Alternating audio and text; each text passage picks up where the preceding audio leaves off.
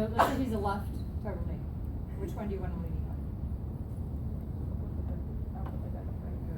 Unless you're trying to work on it. Oh, yeah, because we're working on strengthening it, so you're gonna. The answer is it depends. It depends, yeah. So I mean, we're working to strengthen it. So and then he said he was like 6 to 8 weeks out, so he can. So which leg is working more, the one that goes up first or the one that goes up second?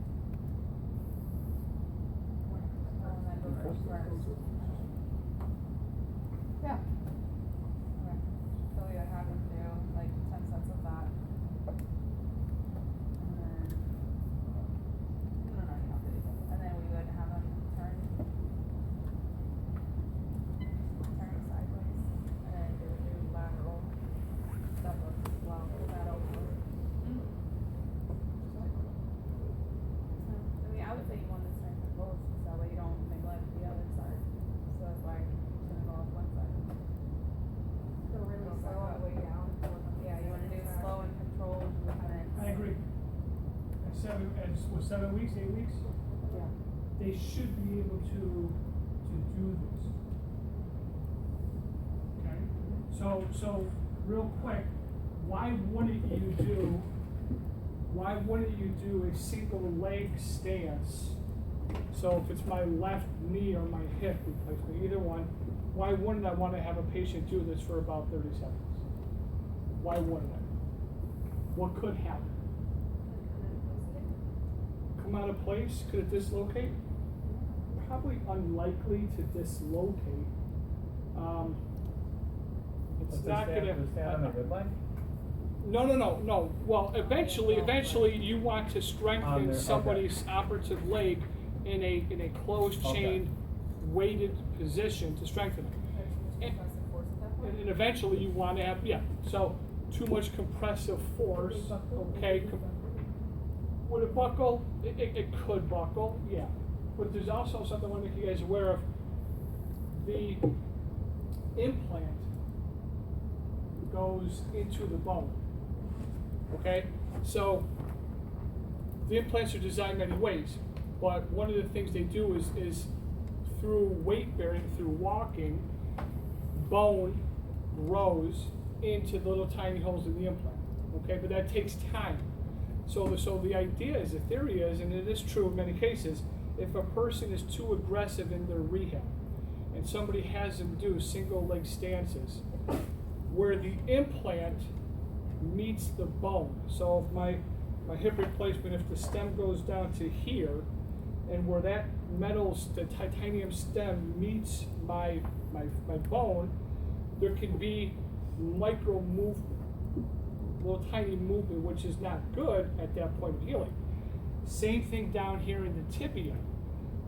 The tibial components are, real small, but that's going down into the tibia. You have them stand, you're compressing, loading up that area, and it can cause little it's just too much. So be very careful on time frames of exercise, and you can certainly do all this at 8 weeks.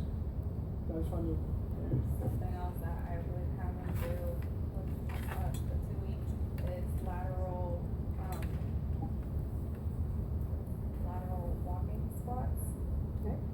So you just take a wide step, squat, and take another step, squat. Could also do that with the resistance. I want you to show him good technique. And I can keep. But you're doing your knee. Well, have him do it again and correct him if you need to.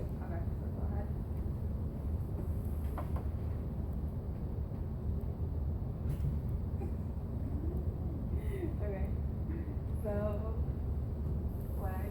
Okay, so you're gonna pretend that you're sitting on a. Demonstrate You for don't him. wanna sit on a. He's a visual learner. He wants to see what it's supposed to look like. So you're just gonna have your knees go in line with your toes. You're gonna poke your butt out. It's like you're sitting down in a chair.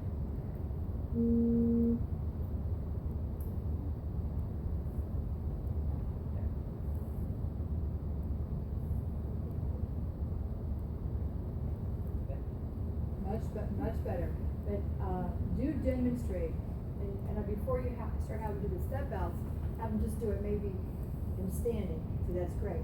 Now let's do the step out and step. back and forth, however you're gonna do it. With demonstrate, cause what happens if he's doing like this? Right, well, what, yeah, with back or.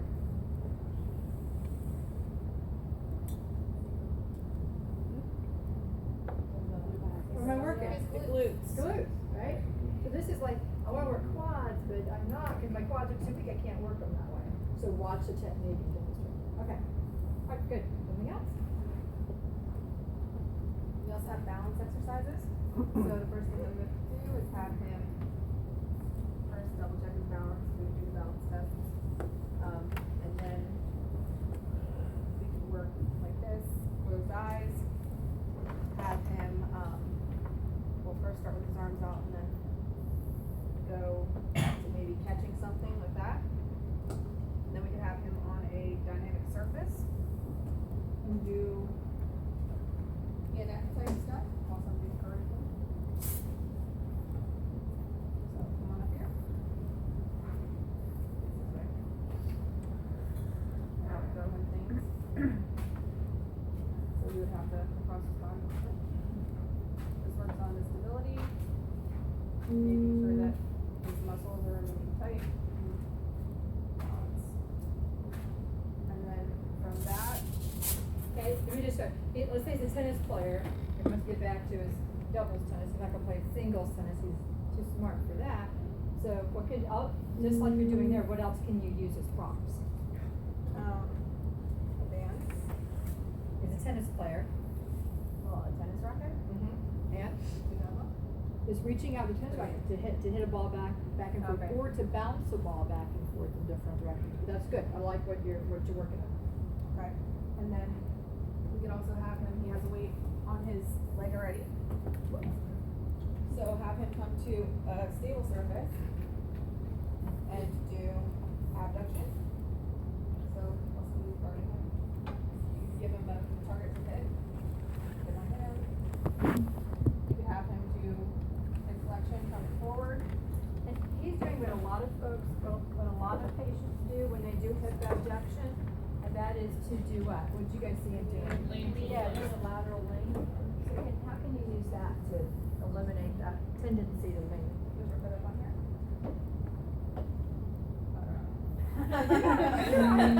You could do, yeah, you're on the right Yeah. track.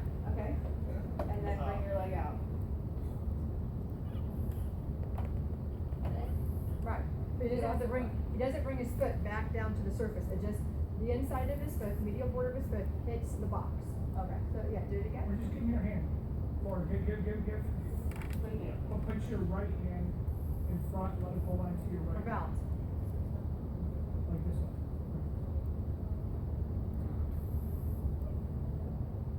We could also have him do almost like a running for more functional. He's a runner. Those called clocks, somebody they call. You can do a boxing drill. There's a clock that he'll tap. Yeah. He's not good.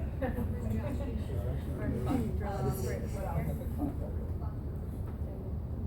So I guess at this. I would be careful, do that again, what you gonna say, Laura? Yeah. I would be careful of doing that, because I would be fearful of having him hyperextend. So if his right surgical, if he had a hip and he extended backward, I would be worried with the extension. I mean, you can do it, you just gotta make sure that he doesn't go into hyperextension. Okay, so we put him by a wall. So we can- Right. Just want to make sure at this point, total hip, total knee, resistance, or strengthening, so you want to do 3 to 4 sets, 8 to 12, maybe a little more. Also, we don't have the luxury of that, but, I mean, if we're an outpatient center, we may do some machines, get some leg extensions, at this point, leg curls, leg press, or is that too advanced? Well, what do you think? I think it's important at this phase, all the way through, but especially here, to listen to what your patient's goals are. If they want to go back into a gym and they're dead set on doing machines, and I've had a couple of those, then you need to educate them in the proper technique, keeping the weights very light. I personally dissuade people from doing it, but if that's what they want to do, I much would rather have them do functional things, squats, band activities, but it depends on what their interests are and what their goals are. Just gotta, yeah, exactly. I'm just going by my. You just gotta go real light, maybe like Yeah. light. Very lightweight. Real light, high reps. If they do leg press, you wanna have their feet up as high as they can on the platform and have them press down through their heels. What about, did you go over the components of the polyethylene? I have that, so I was gonna do that, and then the documentation I think will be done then. So I brought the implants that they use in hip and knee surgery, just so you can kind of get an idea. You know, some people like to think they weigh 10 pounds, so they can tell people, well, 10 pounds of my weight is just the implant, but they're not, they're about 1.5 pounds. So they don't weigh that much. So the knee, here's the hip.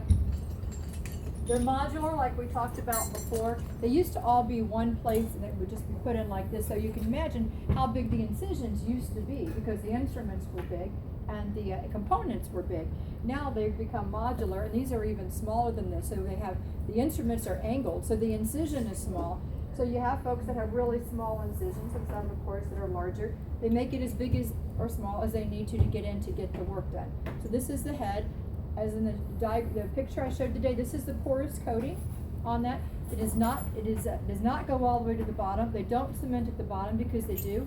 A patient might end up with end of stem pain. It's thigh pain right about here. That's why you have to be careful when you're doing a lot of activities with them, making sure they're not getting any of that.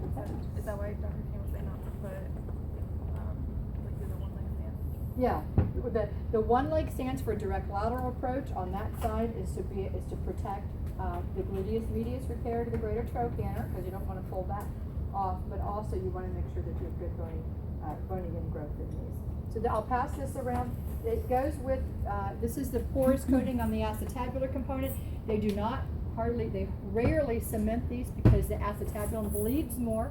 It's hard for it to stay fixed. So they put little pins through here. This is how that looks. The liner that goes inside, and this one I have is a polyethylene liner. They do have them now, so they're metal on metal, but this is metal, and metal is titanium alloy. So this could be metal on metal, and it looks like this. They also have these so that the heads now are ceramic. The ceramic heads are fragile. They can break if you're in a car accident or fall, but they should last a really long time. The polyethylene, what leads to loosening of these joints after 20 years is the polyethylene ends up coming off and getting down around the edges of the joint, and it's something it's called osteolysis. Osteolysis. So it starts to loosen when that happens. Polyethylene comes off, comes around the joint starts to loosen, and a revision is needed. And this is measured on a radiograph. So this is how those things are measured. The ceramic hips, the ceramic balls, which you might hear about, is that they squeak, and they do actually squeak. When the person comes, it's squeak, squeak. Not all of them, but a fair percentage of them squeak. There is somebody at FOI that has one metal on one side and a ceramic on the other, and her metal on metal one actually squeaks. So I keep wanting to get an audio of her so you can hear it. But I'll pass these around so you can kind of see the components of the hip. There's that. The knee.